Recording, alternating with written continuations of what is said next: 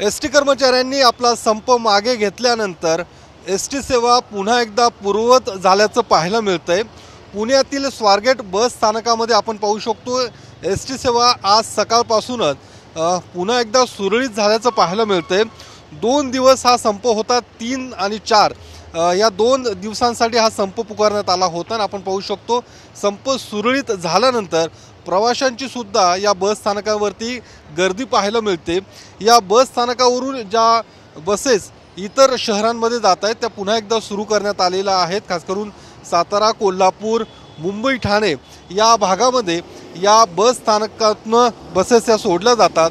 त्या बसेस आता सुरळीत करण्यात आलेल्या आहेत आणि आपल्या विविध मागण्यांसाठी 3 तारखेपासून एसटी कर्मचाऱ्यांनी हा संप पुकारला होता। मात्र काल राज्य सरकारसोबत झालेल्या बैठकीनंतर या संपावर तोडगा काढण्यात आलेला आहे आणि अखेर हा संप मागे घेण्यात आलेला आहे। ऐन गणेशोत्सवामध्ये हा संप पुकारण्यात आल्यामुळे सरकारची सुद्धा मोठी अडचण झाली होती। सर्वसामान्यांचे 2 दिवसांमध्ये हाल झाल्याचं आपल्याला पाहायला मिळालं होतं।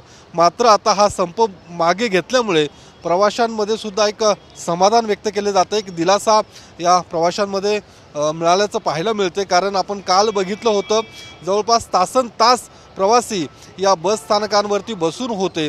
कोकण किंवा इतर सांगली, कल्याण भागामध्ये जाणाऱ्या ज्या बसेस होत्या त्या पूर्णपणे बंद करण्यात आल्या होत्या।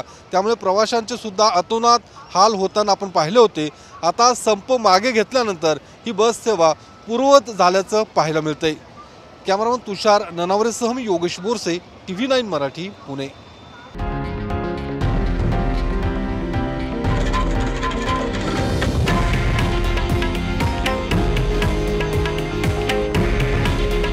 हे आहे देशातील नंबर 1 न्यूज नेटवर्क आणि आपण पाहत आहात TV9 मराठी।